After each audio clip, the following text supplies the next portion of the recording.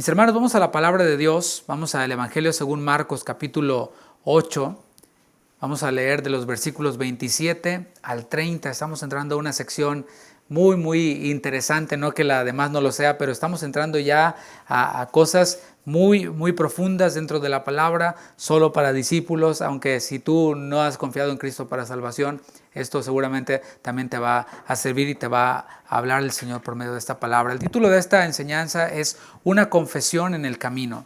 Y leemos Marcos capítulo 8, versículos 27 al 30, y dice así: Salieron Jesús y sus discípulos por las aldeas de Cesarea de Filipo, y en el camino preguntó a sus discípulos diciéndoles: ¿Quién dicen los hombres que soy yo? Ellos respondieron: unos Juan el Bautista, otros Elías, y otros alguno de los profetas. Entonces él les dijo: ¿Y vosotros quién decís que soy? Respondiendo Pedro le dijo: Tú eres el Cristo. Pero él les mandó que no dijesen esto de él a ninguno.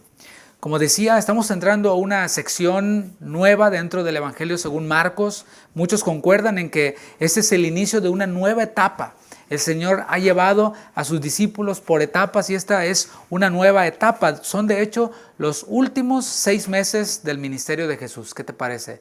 Ellos ya han caminado con el Señor por 2 años y medio y estos son los últimos 6 meses de ministerio del Señor. Él ha dedicado mucho tiempo a estar con las multitudes. La fama de Jesús ha crecido grandemente. Ya no hace falta que Jesús haga campaña de sanidad, por decirlo así, porque ya la fama de Jesús era conocida por todos lados. Ha dedicado tiempo para estar con las multitudes, para enseñarles, pero en estos últimos meses particularmente se va a enfocar en sus discípulos más cercanos. Sus discípulos más cercanos. Recuerda, el Señor no solo tuvo a los 12 discípulos, hubo incluso 70 a los cuales el Señor envió, hubo otros muchos discípulos, muchos quienes creyeron en el Señor Jesús, y no solo discípulos varones, sino también discípulas mujeres, quienes creyeron en Él, quienes le servían, quienes estaban dispuestas a seguirle y a dejarlo todo por Él. Pero en estos 6 meses el Señor va a pasar más tiempo con esos discípulos, con esos 12 más cercanos. Por cierto, tenía Él dentro de esos 12 a un círculo todavía más cerrado de discípulos amados, el apóstol Pedro, el apóstol Juan. Y vamos a ver hoy cómo el Señor había estado en la región de Betsaida, Julia, y el relato nos ubica, este relato que estamos viendo, nos ubica en algún camino de la región de Cesarea de Filipo. Déjame hablarte un poquito acerca de esta ciudad, es importante. Cesarea de Filipo era una ciudad que estaba al pie del monte Hermón. Antes de llamarse Cesarea de Filipo se llamaba Paneas. ¿Esto por qué? Porque estaba cerca de la montaña Panio y también se le llamó así en honor al dios Pan. Recuerda, Pan.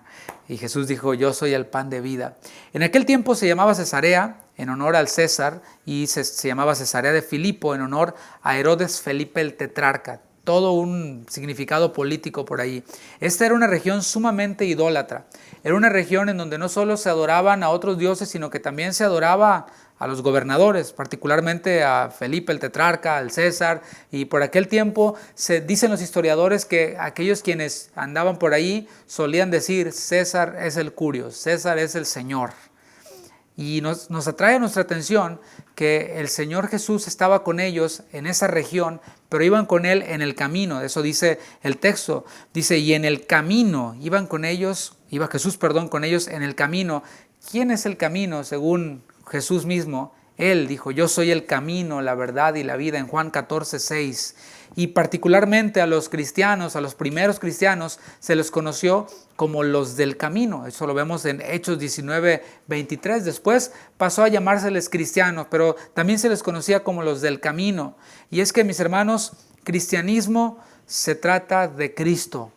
No es una materia más, una materia llamada cristología, la cual muchos estudian sin conocer a la persona de Cristo. Cristianismo no es una materia, no es una asignatura, sino es un caminar con Jesús al Padre, que se vive siguiendo los pasos de Cristo, se vive imitando a Cristo. De eso se trata el cristianismo.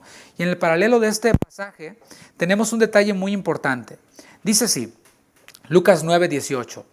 Aconteció que mientras Jesús oraba aparte, estaban con él los discípulos y les preguntó diciendo: ¿quién dice la gente que soy yo?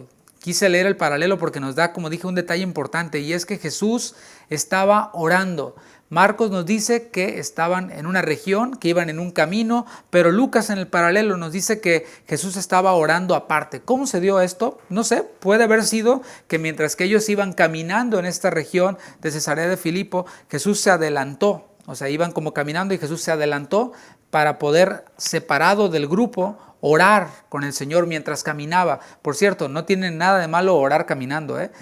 Podemos orar postrados, podemos orar en cualquier oportunidad. Dice la palabra orad sin cesar. A mí en lo personal me gusta orar mientras que voy caminando. De hecho, por las mañanas salgo a caminar con mi esposa y nos tomamos de la mano y oramos juntos ahí caminando, ¿no? Es una experiencia muy bonita. Y mientras que yo leía este evangelio de Lucas en el paralelo, me acordaba de esto y dije, a lo mejor fue así. Ellos iban caminando, Jesús se adelanta y empieza a orar, o quizás se detuvieron a tomar un break, ¿no? Después de una larga caminata se detienen a tomar un descanso y Jesús se aparta del grupo para por ahí en algún árbol, bajo alguna sombra, estar orando en privado.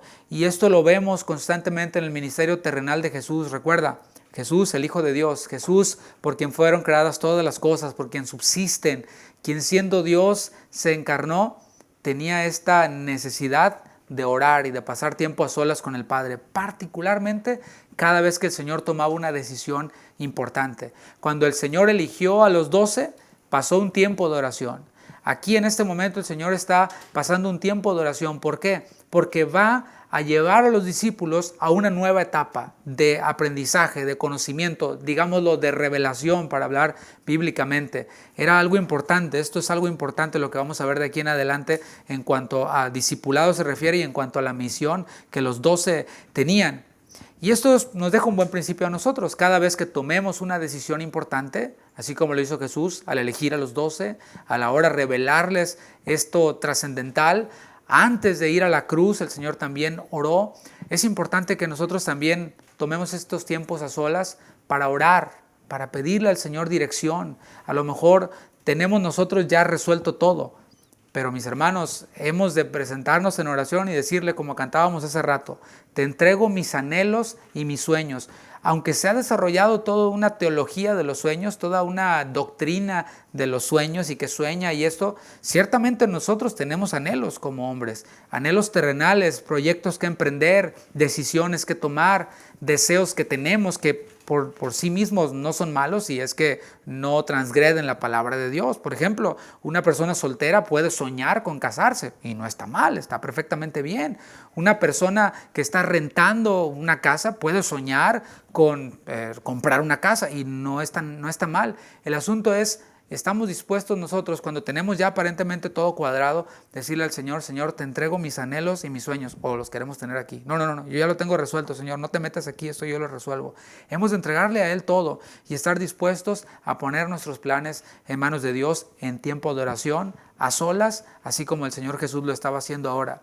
Vamos a leer la pregunta que vino después, porque leímos que ellos iban en el camino en Cesarea de Filipo, y la pregunta que el Señor les hace es esta, en el 8:27 de Marcos. ¿Quién dicen los hombres que soy yo? En el paralelo de Mateo 16:13, de este mismo acontecimiento, Jesús les preguntó, ¿quién dicen los hombres que es el Hijo del Hombre? Y mis hermanos, no es que al Señor le importara lo que la gente decía de Él. Quiero dejar bien claro esto.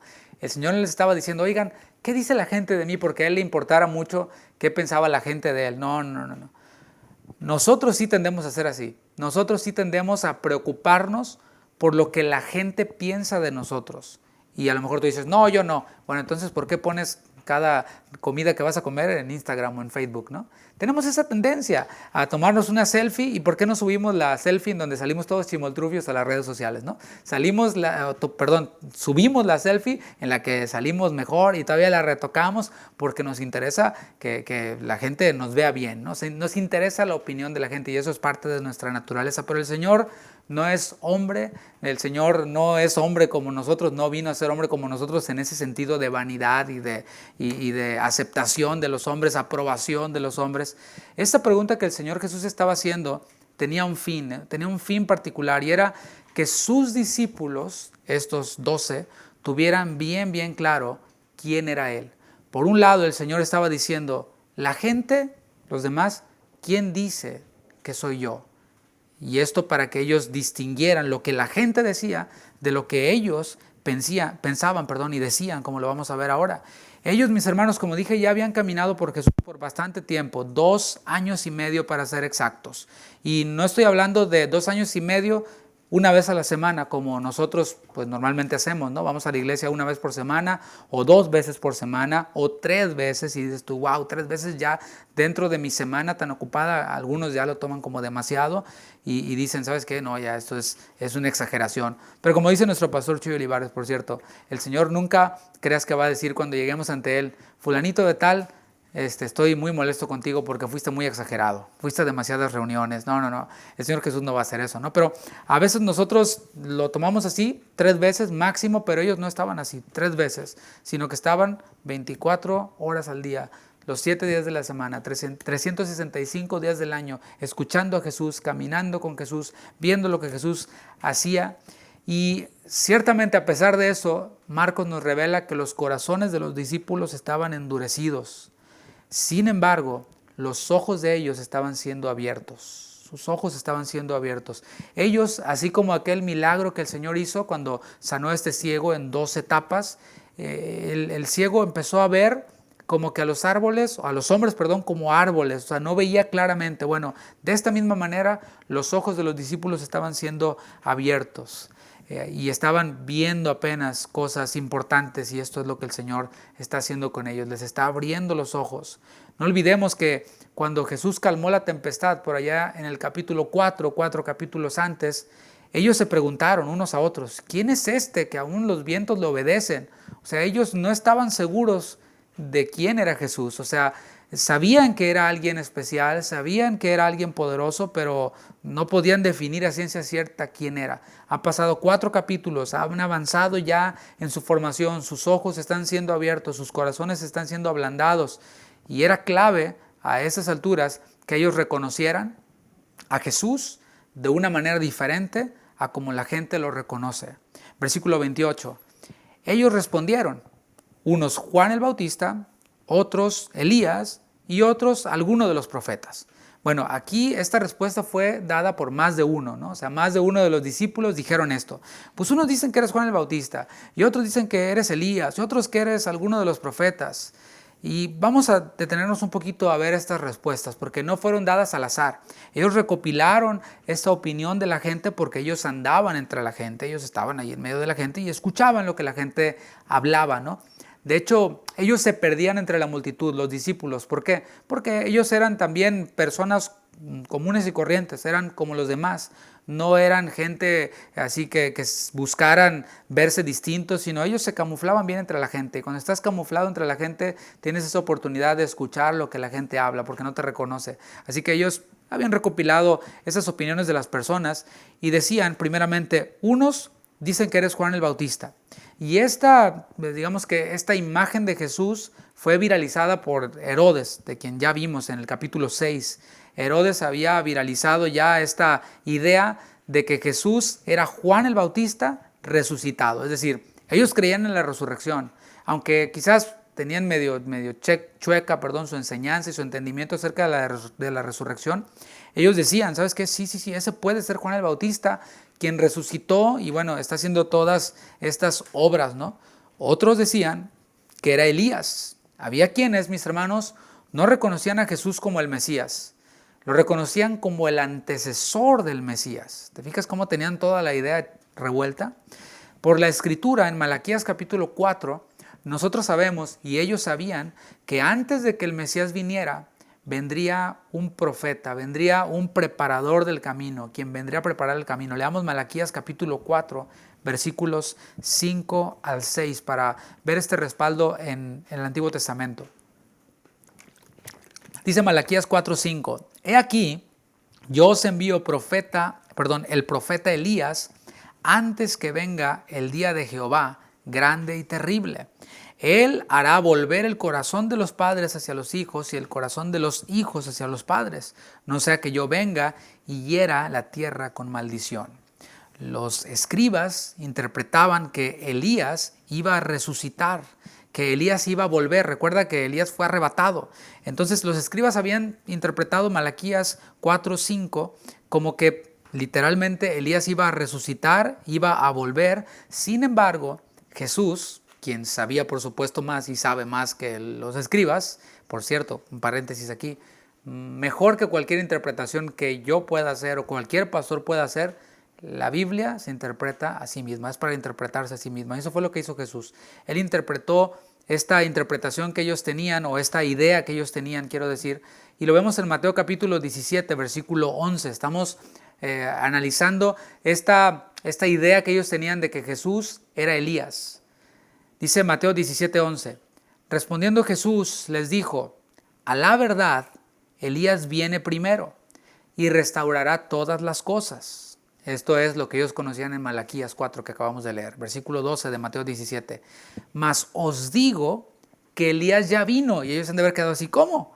Elías ya vino y no le conocieron, sino que hicieron con él todo lo que quisieron. Así también el Hijo del Hombre padecerá por ellos. Y quizás ellos se quedaron, a ver, ¿cómo que Elías ya vino? O sea, nosotros estamos esperando a Elías y Jesús nos dice que Elías ya vino. Entonces, si Elías ya vino, quien iba a preparar el camino, entonces el Mesías ya está aquí. Y lo tenían frente a ellos, pero no lo reconocían. ¿A quién se refería Jesús cuando habló en el versículo 12 de Mateo 17? Elías ya vino y no le conocieron, sino que hicieron con él todo lo que quisieron. Se refería, mis hermanos, nada más y nada menos que a Juan el Bautista. ¿Te fijas cómo lo tenían todo revuelto? Juan el Bautista. Cuando el ángel se apareció a Zacarías, el padre de Juan el Bautista, le reveló que él y su esposa iban a tener un hijo que iba a ser especial. Esto lo vemos en el Evangelio según Lucas, capítulo 1, versículo 17. Escucha lo que el ángel le dijo a Zacarías acerca del hijo que iban a tener. Lucas 1, 17.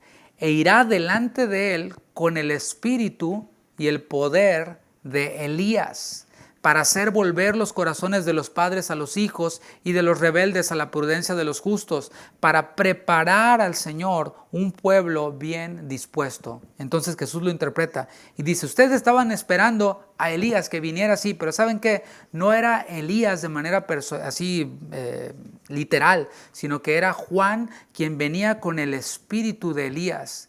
Juan, de hecho, se vestía con piel de camello, Juan comía langostas y miel silvestre y era muy similar al ministerio de Elías, pero ellos tampoco lo vieron. Y ciertamente Juan preparó al pueblo tal y como lo profetizó el ángel a Zacarías.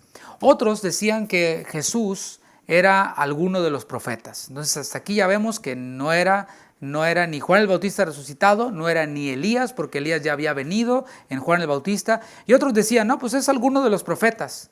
No había duda, mis hermanos, del poder de Jesús. Nadie podía cuestionar el poder de Jesús. Era evidente. Los milagros que Jesús hacía eran evidentes. Nadie los podía cuestionar. Los sanados, por ahí andaban sanados y decían, a mí Jesús me sanó. Así como ocurre en este tiempo con nosotros. Así que, ¿qué es lo que hacían ellos? Ellos, con buena intención, reconocían a Jesús como algún profeta, pero no como el Mesías. ¿Qué te parece? Aquí podemos distinguir a varios grupos. Estaban, por ejemplo, los que menospreciaban a Jesús, como los de Nazaret, los de la misma tierra en donde Jesús se crió. No, ese Jesús sí es el hijo del carpintero, lo menospreciaban. Había otro grupo quienes decían que Jesús tenía un demonio, quienes decían que Jesús engañaba a la gente, quienes decían que Jesús echaba fuera a los demonios por Belcebú. Fíjate, o sea, cómo hay distintos, ¿no? Quienes lo menosprecian, quienes le atribuyen su obra a Satanás. Y había otros quienes tenían una buena opinión de Jesús. No lo menospreciaban, no lo demonizaban. Tenían una buena opinión de Jesús, lo consideraban como un profeta. Oye, ya que te consideran como profeta, pues está bien, ¿no?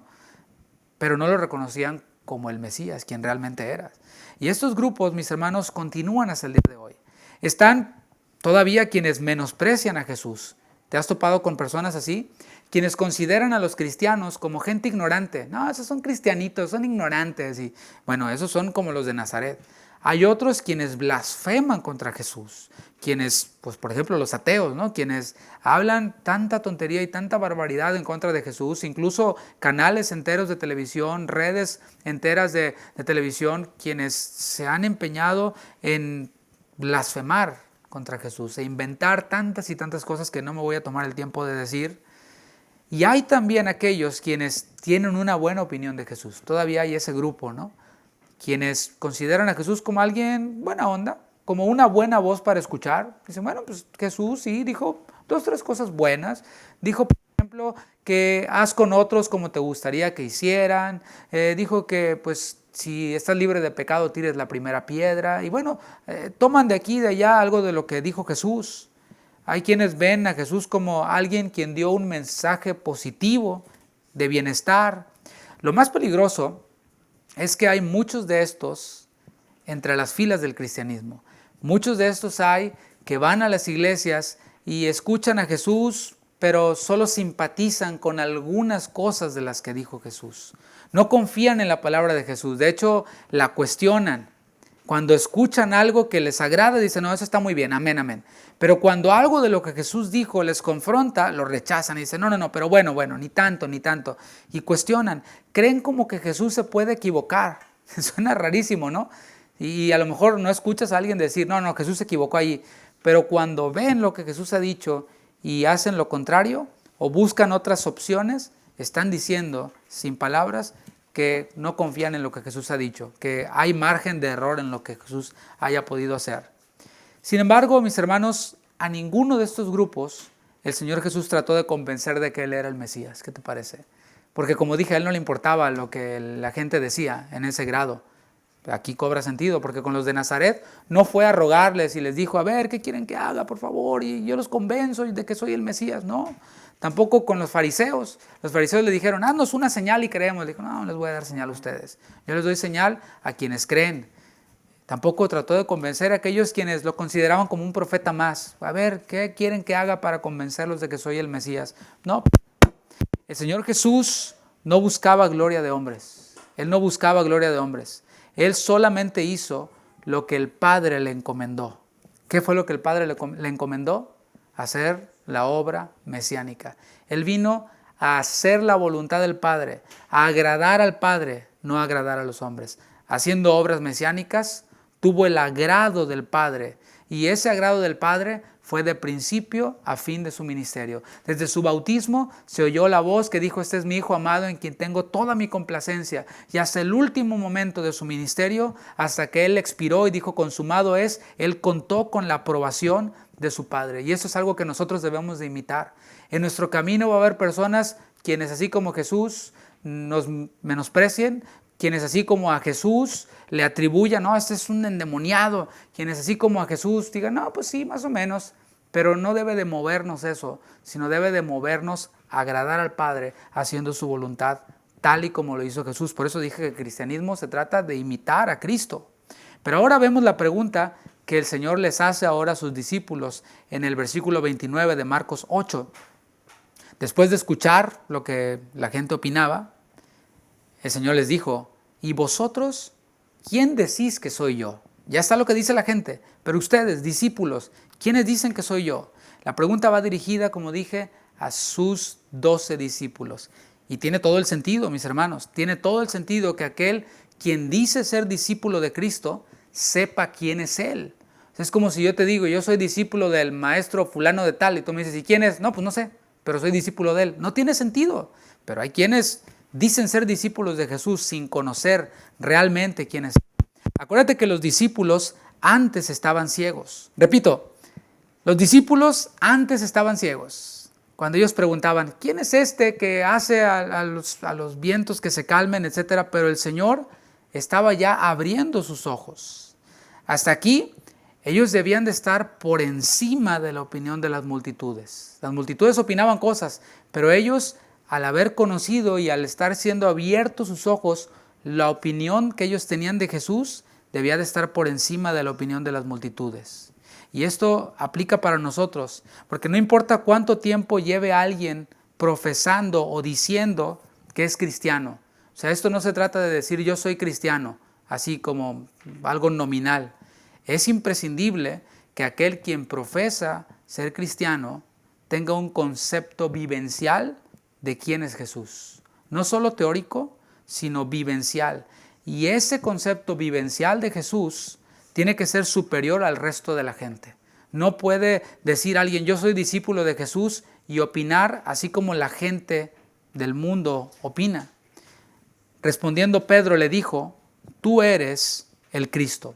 Bueno, anteriormente no se especificó quiénes fueron los discípulos quienes dieron las respuestas, quienes dijeron, unos dicen que eres Juan, otros dicen que eres Elías, otros dicen que eres alguno de los profetas. No se especificó quién, pero aquí sí vemos que Pedro, a nombre de todos, o sea, todos opinaban igual que Pedro, dio esta respuesta. ¿Qué te parece? Sus ojos están siendo abiertos, su corazón está siendo ablandado. Y aquí Pedro, a nombre de todos, dice, tú eres el Cristo. Antes de analizar la confesión, hablemos un poquito del apóstol Pedro. Tengo algunos minutos para hablarte acerca de Pedro. El Evangelio de Marcos nos da más información al respecto de esta declaración. En Mateo nos menciona el detalle de que le llamó Simón. Bienaventurado eres Simón. Eso está en Mateo 16, 17. Simón en hebreo significa reputación. ¿Qué te parece? Mateo añade estas palabras en Mateo 16, 17. Bienaventurado eres Simón, hijo de Jonás, porque no te lo reveló carne ni sangre, sino mi Padre que está en los cielos. Aquí le recordó su nombre, Simón, y le recordó el nombre de su padre, Jonás. ¿Para qué? Para ubicarlo. Ubícate. No te sientas muy importante entre los demás. No te sientas como que tú eres el apóstol VIP de los demás. No. Esto no funciona así. Dentro del discipulado, dentro del ministerio incluso, hay a quienes se les asigna ciertas responsabilidades, ciertas tareas, pero eso no quiere decir que ese a quien se le asignan ciertas responsabilidades sea VIP o esté por encima de los demás. Por eso Jesús le dice, a ver, ubícate. Diste esta declaración, pero tú eres Simón, hijo de Jonás. O sea, tu nombre es reputación. Y a ver qué tal anda tu reputación, ¿no? Y eres hijo de Jonás. Pero también le dice esto, no te lo reveló carne ni sangre esto que estás diciendo. Esto que tú estás diciendo, Simón, hijo de Jonás, no proviene de tu sabiduría. Tú eres pescador, o sea, ubícate, ¿no? No te sientas como que el VIP. Eso no te lo reveló tu propia sabiduría, sino te lo reveló esa sabiduría que viene de parte de Dios. Qué gran principio para nosotros, ¿no? Cualquier cosa que podamos hablar de la palabra no proviene de nuestra capacidad. Esto mismo que yo estoy hablando ahora no proviene de mi capacidad. Ojalá, pero no proviene de mí, sino proviene de la Escritura. Estamos viendo lo que la Escritura dice y es el Espíritu quien trae a nosotros claridad para poder ir detalle a detalle en la Escritura. No procede de mí, sino procede de Dios. No nos lo reveló nosotros mismos, sino el Señor. Aunque Pedro no era nada especial, mis hermanos, al Señor le plació usarlo para la misión más importante, el inicio de la iglesia. ¿Qué te parece? Uno de ellos era quien haría este trabajo y al Señor le plació que fuera Pedro, no porque fuera especial, no porque fuera importante, simplemente porque alguien tenía que hacerlo. Continuamos en el versículo 18 de Mateo 16. Y yo también te digo que tú eres Pedro. Antes le llamó Simón, reputación. Tú eres Pedro. Y esa palabra Pedro o nombre Pedro en griego es Petros, que significa roca, significa piedra. Y sobre esta roca, no sobre Pedro, sino sobre la declaración que él hizo, edificaré mi iglesia y las puertas del Hades no prevalecerán contra ella. Esta es la primera aparición de la palabra iglesia en los evangelios, en el Nuevo Testamento. Versículo 19. Y a ti te daré las llaves del reino de los cielos, y todo lo que atares en la tierra será atado en los cielos, y todo lo que desatares en la tierra será desatado en los cielos. Aquí el Señor le entrega las llaves a este Simón, hijo de Jonás, quien declaró que Jesús era el Mesías, que Jesús era el Cristo. Le entrega estas llaves para iniciar con la era de la iglesia. Con esas llaves el apóstol Pedro abrió las puertas del reino a los judíos en Hechos capítulo 2, cuando predicó a los judíos en el día de las cosechas, en el día de Pentecostés. Él abrió con esas llaves y muchos, 3,000 personas se convirtieron en aquel día. Con esas mismas llaves que el Señor Jesús le entregó, Pedro predicó en Samaria. Pedro oró por aquellos samaritanos y recibieron al Espíritu Santo junto con el apóstol Juan, también fue Pedro allí. Y finalmente, con estas llaves que el Señor Jesús le entregó, el apóstol Pedro predicó a los gentiles. Esto lo vemos en Hechos capítulo 10, cuando él estaba en Cesarea Marítima, allá en casa de Cornelio. Y vemos entonces cómo la iglesia no está fundada sobre Pedro, como algunos enseñan que Pedro es el primer papa. Bueno, esto lamento desilusionarlos, pero no es así. La iglesia no está fundada sobre un hombre, está fundada sobre Cristo. Sobre esa declaración, Jesús es el Cristo. No dijo, yo soy el papa, Pedro no dijo, ¿verdad? No dijo, yo soy el Papa. No, dijo, tú eres el Cristo. La iglesia no está fundada sobre un hombre, sino sobre Cristo, sobre esta confesión que Pedro hizo. Cristo viene del griego Christos, con K, y significa ungido. Eso es lo que significa Cristo, ungido. Así que mucho cuidado con aquellos quienes dicen, yo soy el ungido, porque están diciendo, yo soy el Cristo. A los profetas se les llamaba Cristos, ciertamente. En griego es hoi Christoi theou, los ungidos de Dios. Lo vemos en el Salmo 105:15. Así se les llamaba a los profetas, los ungidos. Pero Pedro, junto con los apóstoles, a nombre de los apóstoles, le llamaron a Jesús ho Christos, el ungido. Una cosa es los ungidos y otra cosa es el ungido de ungidos, el Cristo. Y la Septuaginta traduce esta palabra ungido como el Mesías. Jesús, mis hermanos, no fue un profeta más. ¿Por qué? Porque los profetas eran humanos. Los profetas estaban sujetos a debilidades, a pasiones. Por ejemplo, quienes le compararon con Juan el Bautista. Pensemos solo en un detalle de esta vulnerabilidad y esta humanidad de Juan el Bautista. En Mateo 11, versículo 2, vemos cómo Juan estaba encarcelado. Después de tener un gran éxito ministerial ahí en el Jordán y de bautizar a muchas personas y de predicar arrepentidos, bueno, pues vemos que Juan aparentemente presionó los botones equivocados, hablando terrenalmente, y le dijo a Herodes, no te es lícito tener la mujer de tu hermano. Y bueno, total que fue a dar a la cárcel. ¿Por qué? Porque pidieron su cabeza, ¿no? En un baile por ahí terrible. El punto es de que Juan el Bautista estaba en la cárcel. Y estando ahí en la cárcel, quizás la duda le embargó y dijo, ¿qué está pasando?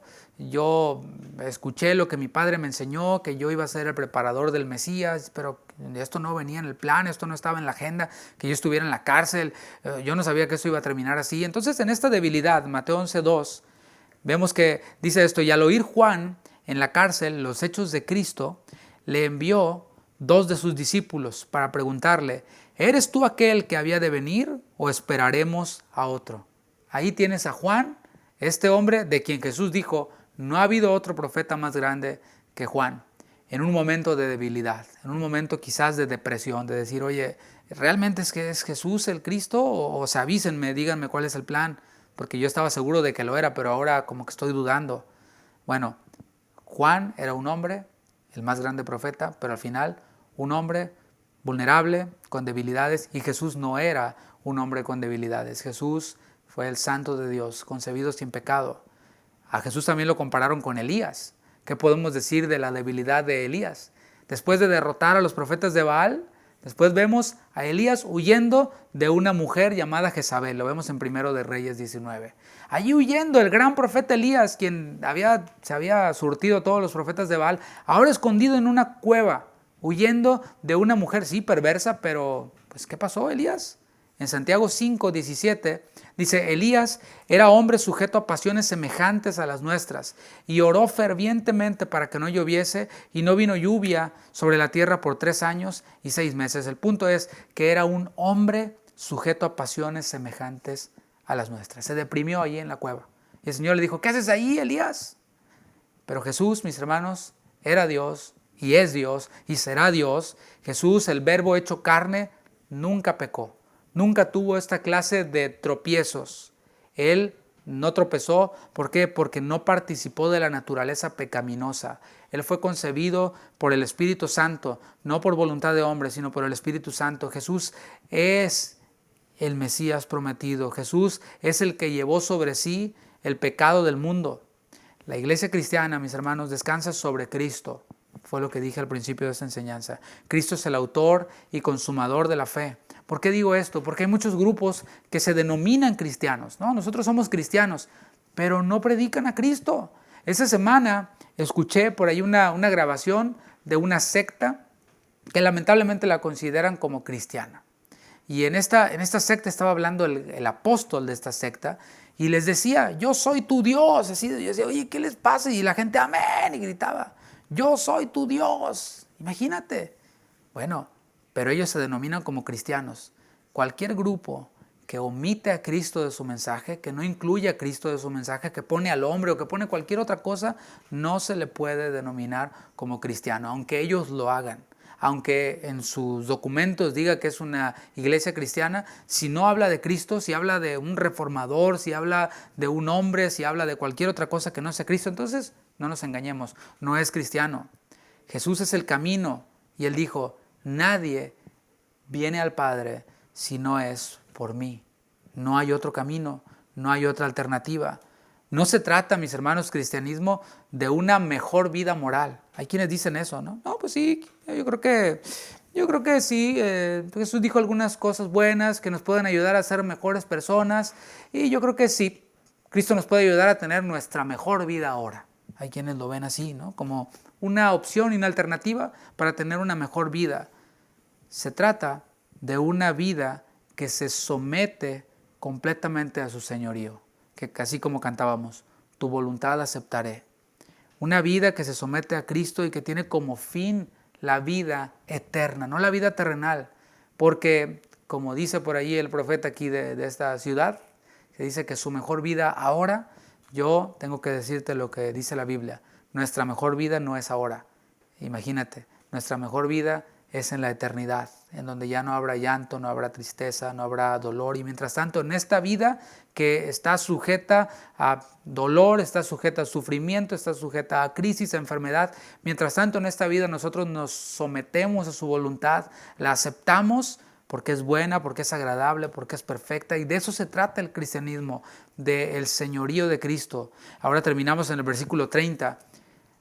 Después de esta declaración, después de que Jesús ubica a Pedro, después de que le dice, a ti te daré las llaves del reino, en el versículo 30 dice, pero Él les mandó que no dijesen esto de Él a ninguno. Y aquí, mis hermanos, hay una enseñanza muy profunda que voy a tratar de resumir y decirlo en pocos minutos. Los discípulos cercanos de Jesús, como hemos visto, están en este proceso de abrir sus ojos, de utilizar su vista espiritual. En esta primera etapa, así como aquel ciego que fue sanado, ellos manifestaron la convicción de que Jesús era el Mesías. Acá está lo que opina la gente, acá está lo que dice la gente de Jesús, que nada que ver, pero acá están los discípulos, quienes tienen la perspectiva correcta y la convicción de que Jesús es el Cristo, de que Jesús es el Mesías. Pero vemos aquí en el versículo 30 que Jesús les mandó que no dijesen de esto de Él a nadie. No le digan a nadie que yo soy el Cristo. Y tú dices, ¿cómo está eso? ¿Por qué, mis hermanos? ¿Por qué hizo esto Jesús? ¿Sabes por qué? Porque hacía falta que siguieran abriendo sus ojos. Hacía falta que ellos los siguieran abriendo. ¿Por qué? Porque lo veremos la próxima semana, si el Señor lo permite. Los judíos veían en la Escritura a dos Mesías. A un Mesías triunfante, reinante, y veían también a un Mesías sufriente. Se trata del mismo Mesías, no que haya dos, pero ellos veían a este. Obviamente a ellos les convenía más cuál, el Mesías reinante, triunfante o el Mesías sufriente. Nosotros ahora que tenemos el cuadro completo decimos, no, el sufriente, porque tiene que pagar por nuestros pecados y no estamos muertos de nuestros delitos y pecados.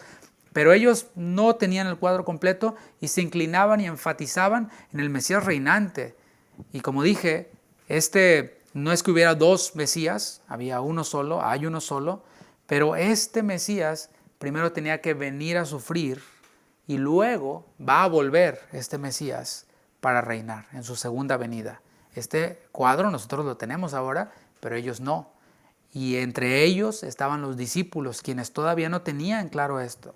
Los discípulos hasta ahora podríamos decir que eran nuevos creyentes, eran neófitos, como le llama el apóstol Pablo. Si ellos iban inmediatamente y proclamaban, encontramos al Cristo, encontramos al Mesías triunfante, ¿sabes qué iba a pasar? Iban a causar una revolución en el imperio, una revolución política. Iban a decir, ¿saben qué? Aquí llegó el Mesías y nosotros nos vamos a rebelar contra el gobierno. Pero la misión de Jesús, el objetivo de Jesús no era ese, mis hermanos. El Señor les dijo, no digan eso. Primero entiendan bien, tráguense bien este bistec que están masticando. Primero mastíquenlo bien, tráguenselo y después entonces ya pueden hablar. Pablo le dijo a Timoteo en 1 Timoteo 3:6 acerca de los ministros, no un neófito, porque se puede envanecer. Un neófito puede hacer desastres terribles. Por eso el Señor les dijo, todavía no digan. Primero, vamos a ver, vamos a aprender en la próxima lección, les dijo en otras palabras Jesús, ¿quién soy yo? Soy el Mesías, sí, pero ahora van a entender si soy el Mesías sufriente o si soy el Mesías reinante y triunfante. Van a entender todo este orden y lo vamos a ver en la próxima porción bíblica. Para concluir, quizás tú tengas una opinión de Cristo así como la multitud. Quizás llegues hasta ese nivel de decir, no, pues Cristo está muy bonito, yo simpatizo, está padre. Bueno, si esa es tu opinión acerca de Jesús, yo te invito a que creas en Él. No como un profeta más, no como una voz más que escuchar, como algo que te funciona para tener una mejor vida, sino como el Salvador, sino como el Señor de tu vida, quien dirige tus pasos, quien dirige tu vida. Y si tú ya eres discípulo, hay un llamado también que el Señor quiere hacer a tu vida. Ese llamado es a confiar en Él, a dejar que Él siga abriendo tus ojos. Yo he platicado con hermanos recientemente quienes me dicen, hermano, estoy lleno de la palabra, estoy lleno del Señor y siento que no he aprendido nada en toda mi vida cristiana o yendo a la iglesia, ahora estoy aprendiendo. Bueno, gloria a Dios, pero ¿sabes qué? No te precipites. No estoy diciendo que no prediques, estoy diciendo que no te precipites a quizás tomar decisiones, porque a lo mejor Dios tiene un llamado para contigo.